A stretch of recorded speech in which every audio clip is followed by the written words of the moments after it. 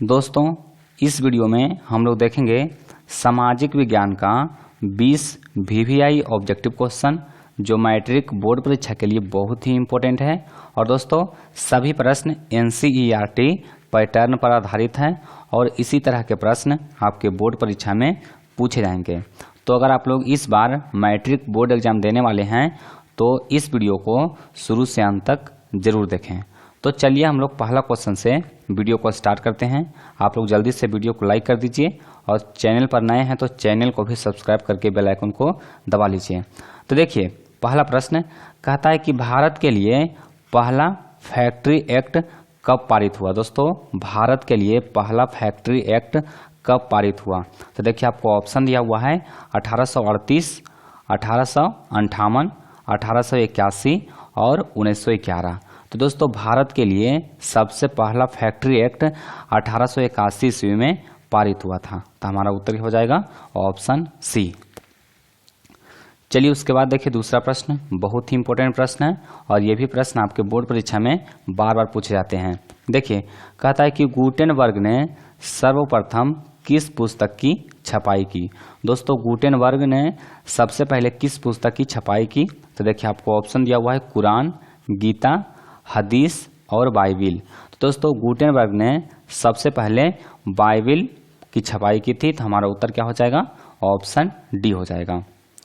चलिए उसके बाद देखिए तीसरा प्रश्न देखिए कहता है कि पूर्ण स्वराज की मांग का प्रस्ताव कांग्रेस के किस अधिवेशन में पारित हुआ। दोस्तों पूर्ण स्वराज की मांग का प्रस्ताव कांग्रेस के किस अधिवेशन में पारित हुआ। तो देखिए आपको ऑप्शन दिया हुआ है 1929 लाहौर अधिवेशन, फिर दिया हुआ है 1933 कलकत्ता अधिवेशन, उसके बाद देखिए 1931 कराची अधिवेशन और 1924 बेलग्राम अधिवेशन।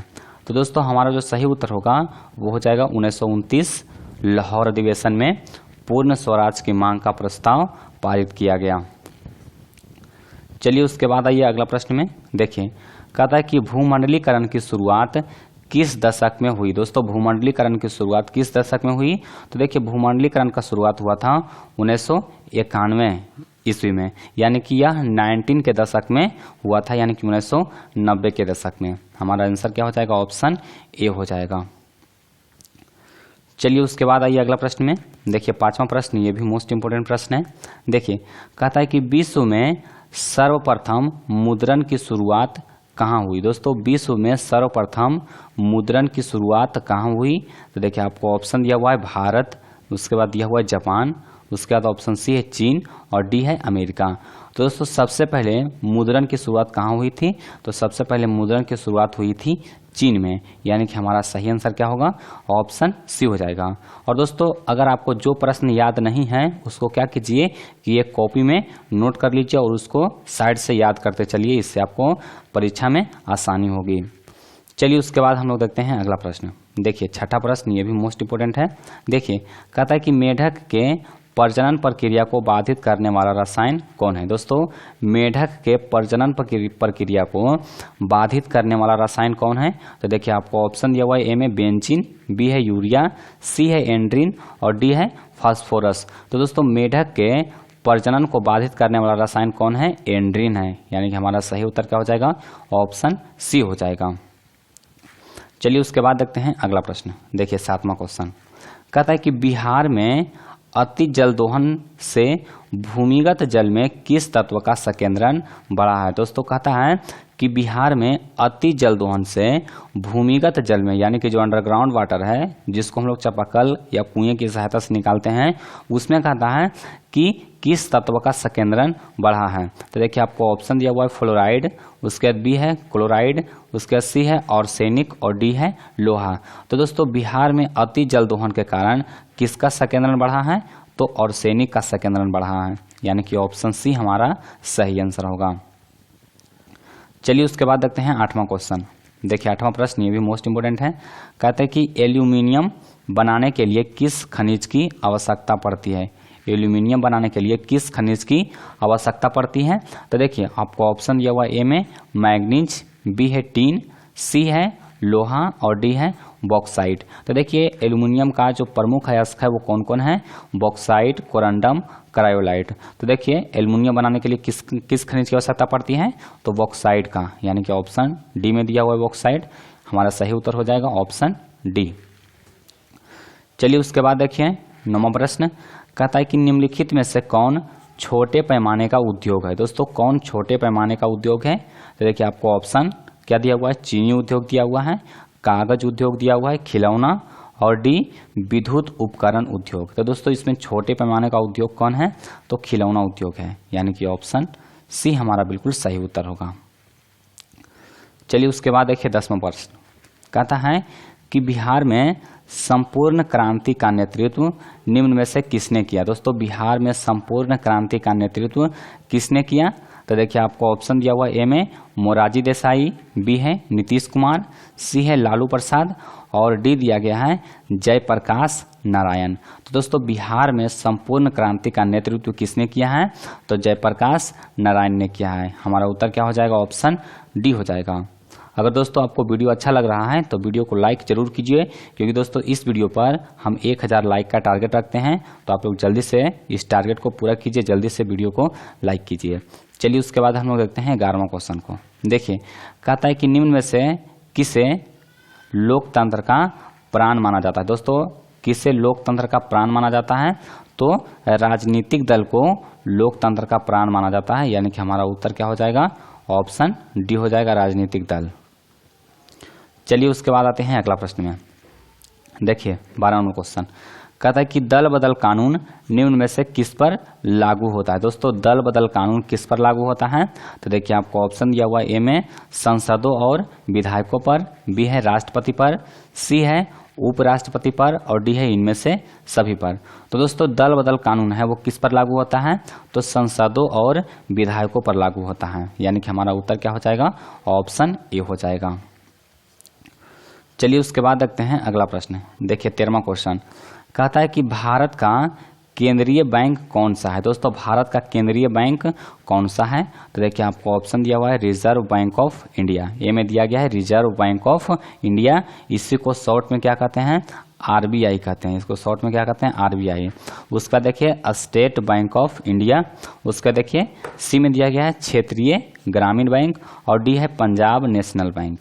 तो दोस्तों भारत का जो केंद्रीय बैंक है वो कौन है, आरबीआई है, यानी कि रिजर्व बैंक ऑफ इंडिया है। हमारा आंसर क्या हो जाएगा, ऑप्शन ए हो जाएगा। चलिए उसके बाद आइए अगला प्रश्न में। देखिए 14 नंबर सवाल, ये भी मोस्ट इंपोर्टेंट सवाल है और आपकी परीक्षा में बार बार पूछे जाते हैं। देखिए कहता है कि व्यावसायिक बैंकों का सर्वप्रथम राष्ट्रीयकरण कब किया गया। दोस्तों व्यावसायिक बैंकों का सर्वप्रथम राष्ट्रीयकरण कब किया गया था, तो 1969 ईस्वी में किया गया था। हमारा उत्तर क्या हो जाएगा, ऑप्शन सी हो जाएगा। चलिए उसके बाद देखिए 15 नंबर सवाल, कहता है कि उपभोक्ता अधिकार दिवस कब मनाया जाता है। दोस्तों उपभोक्ता अधिकार दिवस कब मनाया जाता है, तो आपको ऑप्शन दिया गया है 17 मार्च, बी है 15 मार्च, सी है 19 अप्रैल, और डी है 22 अप्रैल। तो दोस्तों उपभोक्ता अधिकार दिवस 15 मार्च को मनाया जाता है। हमारा उत्तर क्या हो जाएगा, ऑप्शन बी हो जाएगा। चलिए उसके बाद देखिए 16 नंबर सवाल, कहता है कि किस राज्य में वन का सबसे अधिक विस्तार है। दोस्तों किस राज्य में वन का सबसे अधिक विस्तार है, तो देखिए आपको ऑप्शन दिया हुआ है ए में केरल, बी है कर्नाटक, सी है मध्य प्रदेश, और डी है उत्तर प्रदेश। तो दोस्तों कहता है कि वन का सबसे अधिक विस्तार कहाँ है, तो मध्य प्रदेश में है। हमारा उत्तर क्या हो जाएगा, ऑप्शन सी हो जाएगा। चलिए उसके बाद देखिए कहता है कि संकटग्रस्त पादप प्रजातियों की सूची कहलाती है। दोस्तों संकटग्रस्त पादप प्रजातियों की सूची कहलाती है। देखिए अब संकटग्रस्त मतलब क्या हुआ, यानी कि जो पादप यानी कि पेड़ पौधे विलुप्त हो रहे हैं, यानी कि संकटग्रस्त हैं। जैसे कोई पेड़ पौधा है वो अब विलुप्त हो रहा है, यानी कि बहुत कम मात्रा में अब पाया जा रहा है। तो इस तरह के पेड़ पौधे के प्रजातियों की सूची जो होता है उसको क्या कहते हैं, तो उसको कहते हैं रेड डेटा बुक, यानी कि ऑप्शन बी हमारा बिल्कुल सही आंसर होगा। चलिए उसके बाद देखिए 18वां क्वेश्चन, कहता है कि किस खनिज को उद्योगों की जननी कहा गया। दोस्तों किस खनिज को उद्योगों की जननी कहा गया है, तो देखिए आपको ऑप्शन दिया हुआ है सोना, तांबा, लोहा और मैग्नीज। तो दोस्तों उद्योगों की जननी किसे कहा गया है? लोहा को कहा गया है, यानी कि ऑप्शन सी हमारा बिल्कुल सही आंसर होगा। चलिए उसके बाद आइए अगला प्रश्न में। देखिए कहता है कि सीमेंट उद्योग का सबसे प्रमुख कच्चा माल क्या है? दोस्तों सीमेंट उद्योग का सबसे प्रमुख कच्चा माल क्या है? तो चूना पत्थर है। कौन है? चूना पत्थर, यानी कि ऑप्शन ए हमारा बिल्कुल सही आंसर है। चलिए दोस्तों उसके बाद देखते हैं 20वां क्वेश्चन, और 20वां क्वेश्चन के बाद एक प्रश्न आपके लिए देंगे जो बहुत ही इंपॉर्टेंट है और उसका उत्तर आपको खुद से देना है। देखिए 20वां क्वेश्चन कहता है कि 1 टन इस्पात बनाने में कितने मैग्नीज का उपयोग होता है? दोस्तों 1 टन इस्पात बनाने में कितने मैग्नीज की आवश्यकता होती है, यानी कि कितने मैग्नीज का उपयोग होता है? तो दोस्तों इसका जो सही उत्तर होगा वो हो जाएगा 10 केजी, यानी कि 1 टन इस्पात बनाएंगे तो उसमें 10 केजी मैग्नीज का आवश्यकता होती है, यानी कि 10 केजी मैग्नीज का उपयोग होता है। तो हमारा उत्तर क्या हो जाएगा? ऑप्शन बी हो जाएगा। चलिए उसके बाद देखिए एक प्रश्न आपके लिए है जो बहुत ही इंपॉर्टेंट है, इसका उत्तर आपको खुद से देना है। देखिए कहता है कि बिहार के किस जिले का प्रति व्यक्ति आय सर्वाधिक है? दोस्तों बिहार के किस जिले का प्रति व्यक्ति आय सबसे अधिक है? देखिए आपको ऑप्शन ए दिया गया है पटना, बी दिया गया है गया, सी दिया गया है शिवहर और डी दिया गया है नालंदा। तो दोस्तों जल्दी से इसका आंसर आप लोग कमेंट बॉक्स में दे दीजिए, और अगर आप लोग इसका जवाब नहीं जानते हैं तो आप कमेंट में पूछ सकते हैं, हम आपको इसका आंसर रिप्लाई कर देंगे। तो आज के लिए बस इतना ही, मिलते हैं आपको अगले वीडियो में।